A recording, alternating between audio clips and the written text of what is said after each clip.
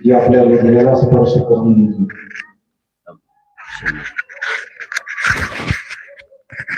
अशा भाषेत आदरणीय ज्योतिताई पवार यांनी तुमच्याशी सुसंवाद साधला आणि काय सांगितलं आपल्याला की जिद्द आणि चिकाटी जर माणसाला असली तर अपयश हे येऊ शकत नाही.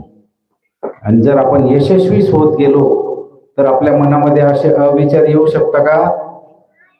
नाही येऊ शकत. म्हणून आपण यशस्वी होत जायचं आणि यश मिळवण्यासाठी काय करायचं ते आदरणीय व्याख्याते प्राध्यापक वीरा राठोड सर यांनी तुम्हाला सांगितलं. त्यांनी हे सांगत असताना इतक्या गोष्टी सांगितल्या, शास्त्रज्ञांच्या गोष्टी सांगितल्या की ज्याच्यातून शून्यातून त्यांनी कशी निर्मिती केली. परिस्थिती नसताना त्यांनी प्रतिकार करून त्या परिस्थितीला जुगारून कसं यश संपादन केलं, या अशा अनेक गोष्टी त्यांनी आपल्याला सांगितल्या.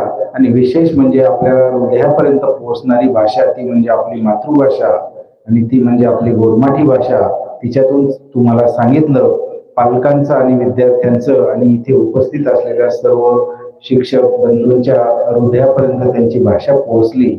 आणि एक परिवर्तन आपण याच्यातून एक सकारात्मक भाव असा घेऊया की असा अविचार जीवन संपवण्याचा कोणाच्याही मनात येणार नाही भविष्यामध्ये, असा आपण आजच्या या सर्वेतून शिकलो.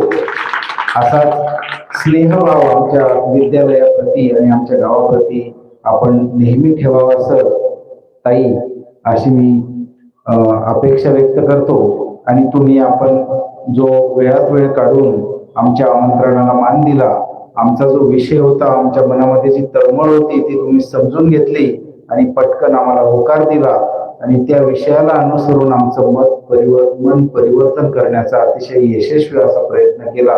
निश्चितच याच्यातून सकारात्मक असे विचार सगळेजण घेतील आणि तुमची ही चित्रफित पाहून, तुमचे हे व्हिडिओ क्लिप्स पाहून निश्चितच त्यांना प्रेरणा मिळेल अशी आपण अपेक्षा करूया. तुम्ही दोघांनीही आमच्या या विनंतीला मान देऊन आलात, त्यामुळे मी दोघेही विभागाच्या वतीने आपले आभार मानतो. आदरणीय दादासाहेब परशुराम पवार हे सुद्धा आले.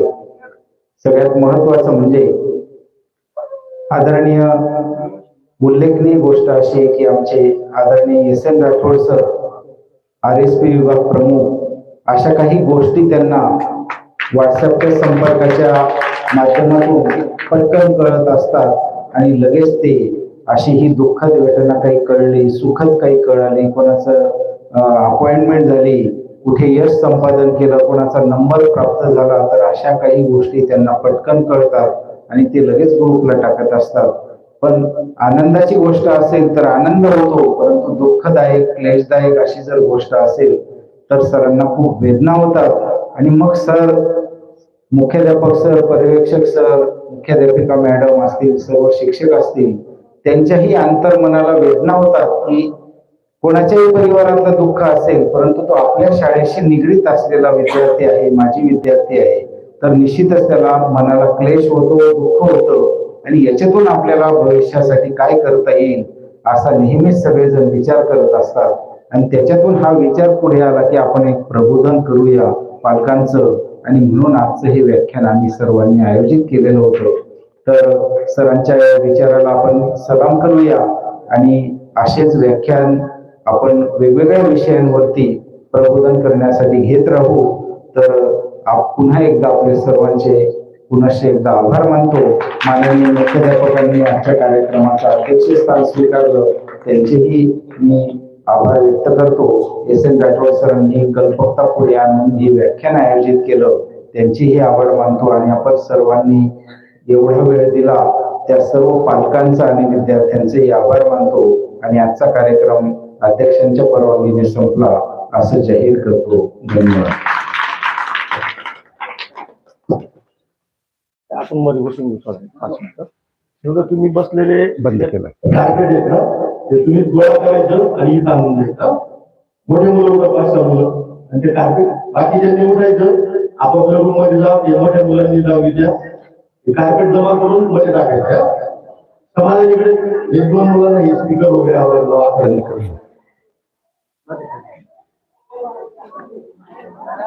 ते उचला रे उचला.